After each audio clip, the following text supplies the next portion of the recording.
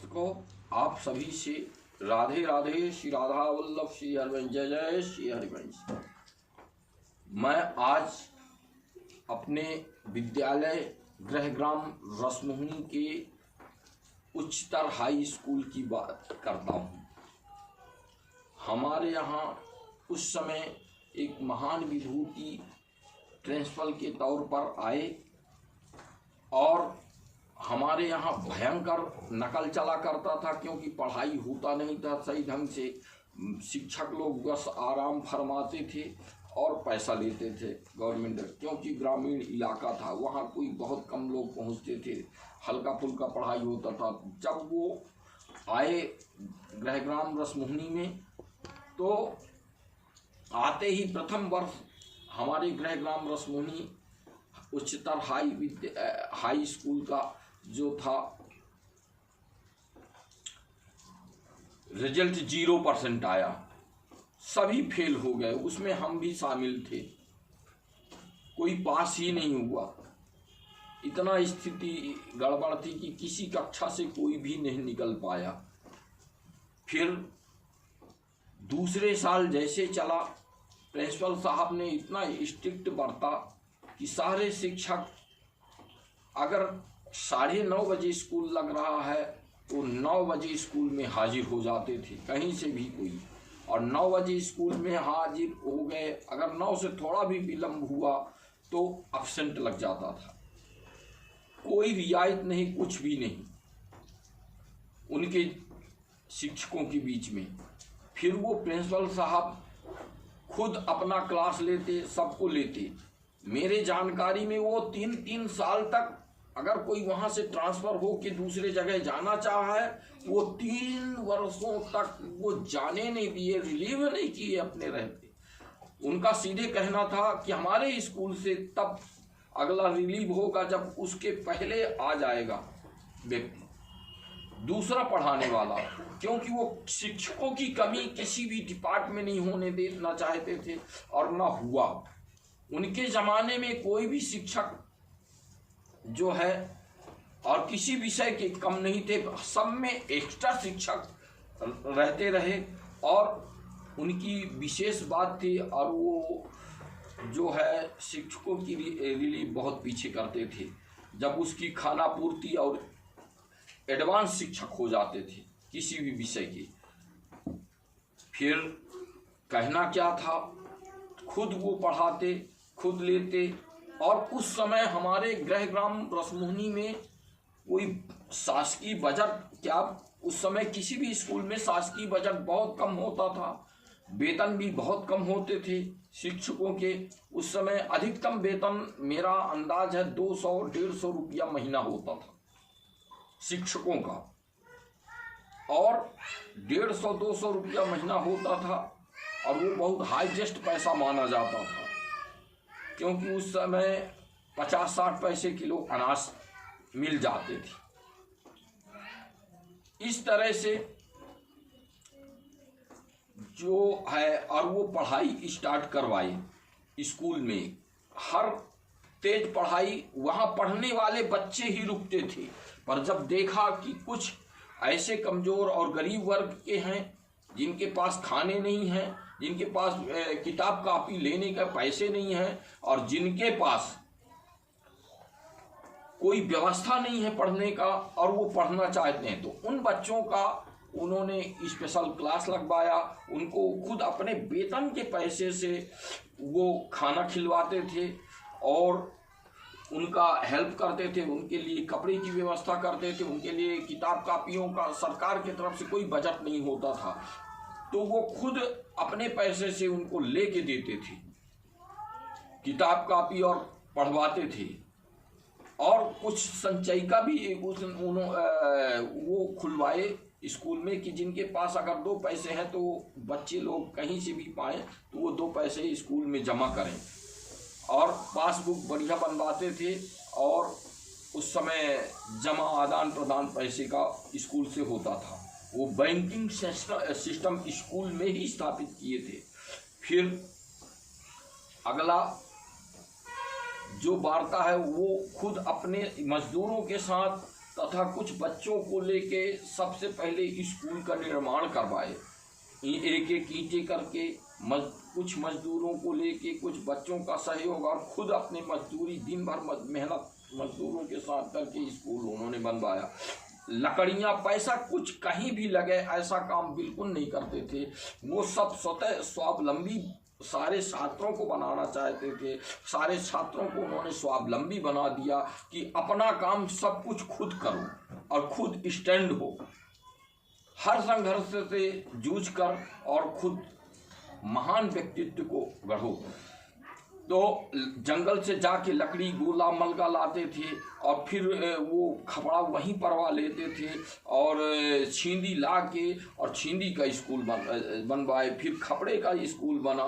फिर जो है टीना छवाया गया, टीना मंगाया गया और फिर वो लकड़ी उकड़ी पूरा जंगल से मंगा लेते थे कटवा के और मंगा के वहाँ सब व्यवस्था किया। और हर तरह की सब्जी स्कूल में एक पीरियड होती थी जो सिर्फ बागवानी का होता था। वो जो 6वीं क्लास में पहुंचते ही वो बागवानी, क्योंकि 1-1.5 एकड़ का वो बाउंड्री होता था, उसमें धान का फसल भी लगाया जाता था। आज तो मालूम ही नहीं पड़ता बच्चों को कि कैसे धान उगाया जाता, किसको बेहड़ा कहते हैं, किसको बीज कहते हैं, कैसे रोपा लगाते हैं, कैसे लेई बोते हैं, कैसे क्या करते हैं। वो उन्होंने एक पीरियड बागवानी को दिया जिसमें हर तरह की सब्जी वहीं उगता था और किसी शिक्षक को सब्जी नहीं लेना पड़ता था। हर शिक्षक स्कूल की सब्जी से अपना करता था, परंतु उसके बदले में हर शिक्षक को वहां एक्स्ट्रा सेवा देना पड़ता था। जो 6 बजे तक स्कूल लगता था, 9:30 बजे से 6 बजे शाम तक, दिन बूढ़ने के पहले तक स्कूल लगता था। इसके बाद में सब लोग चले जाते थे अपने घर में और फिर कुछ शिक्षकों को वो रख लेते थे और स्कूल में ही बच्चों का रहने का प्रबंध किया उन्होंने। और रहने का प्रबंध और खाने का प्रबंध और जो स्कूल के से अनाज उत्पन्न हो जाता था, धान उन, तो उसी से खाना पीना और कुछ जो थोड़ी बहुत अगर कमता था तो वो क्या नाम से उसको पैसे से खरीद कर उसको पूर्ति करते थे। और हर तरह का उत्पादन स्कूल में होता था और पढ़ाई भी जोरों से होता था। उनमें से कुछ बच्चे जो हैं आज भी हमारे शहडोल में बसे, उनके समकालीन उनके पढ़ाए हुए बच्चे कुछ पुलिस में, एक हमारे पड़ोसी में ही हैं, एक नारायण नामदेव जो पुलिस में थे, वो भी उनके विषय में बता सकते हैं कि कैसे महानुभाव थे वो। और अनेक प्रकार की प्रतिभाओं को उन्होंने उजागर करने का, हर तरह के खेल हुआ करते थे, जैसे कबड्डी और क्या नाम है वॉलीबॉल, फुटबॉल, और बहुत मतलब प्रदेश स्तर के होते थे। जो आज हमारे ग्राम रसमोहनी में होता था वो आज हमारे शहडोल में देखने को भी नहीं मिल पा रहा है। और बहुत कम उस तरह से खेल में गावी लोग थे और कुश्तियाँ होती थी, मल्ल युद्ध भी होता था, सब कुछ होता था उनके ज़माने में। और नए मतलब प्रकार से युवाओं में उत्सव, दौड़ के, लंबी कूद और ऊंची कूद और हर तरह के, और उनको प्रोत्साहित किया जाता था। हर तरह से उन पर विकास गढ़ने की क्षमता बच्चों में मतलब तैयार किया जाता था। और बच्चे पढ़ने लगे और शिक्षक भी पढ़ाने लगे और 8 से 10 बजे रात को बच्चों को पढ़ाया जाता था। जो शिक्षक पढ़ाते थे तो रात्रिकालीन वो बच्चे वहीं रहते थे, स्कूल में ही रहते थे।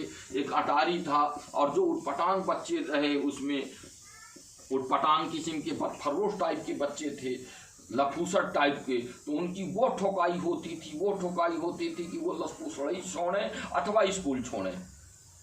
पढ़ने वाले ही बच्चे स्कूल में होते थे और वो ना पढ़ने वाले छोड़ देते थे। और इतना अच्छा रिजल्ट दिया कि भारत में ऐसा कोई स्कूल आज भी नहीं है, कैसा भी स्कूल बन जाए, पर उनके ज़माने का स्कूल जो रसमोहनी में था, गृहग्राम रसमोहनी में था, ऐसा दुनिया का कोई स्कूल नहीं हो सकता।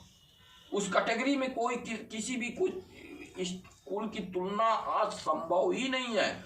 और एक छात्र हमारे गृह ग्राम के शहडोल में ही निवास करते हैं उनके ज़माने में, जो कि वर्तमान में सर्वे यहीं अपने शिक्षा डिपार्टमेंट में ही सर्विस कर रहे हैं, और उनका वर्तमान नाम अभी मेरे को भूल रहा है।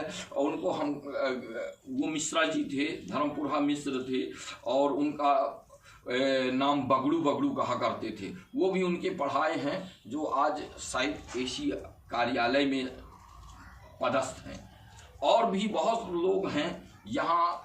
एक राजा राम जो हैं पंडित जी हैं, वो भी सगरा टोला हर्रा टोला के निवासी थे, वो भी हैं। बहुत लोग कुल मिला के शहडोल आ चुके हैं गृह ग्राम रसमोनी से, और मैं भी शहडोल आ गया।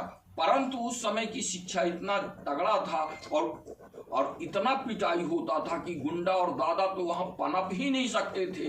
और जो उटपटांग शिक्षक थे, पीने खाने वाले, वो स्कूल के समय में अगर कहीं निकले हैं, अगर उटपटांग था, हम खुद ही उटपटांग रहे और इतना पीट जाते थे कि इतना पीट जाते थे, परंतु पिताजी हमको फिर पहुंचा देते थे।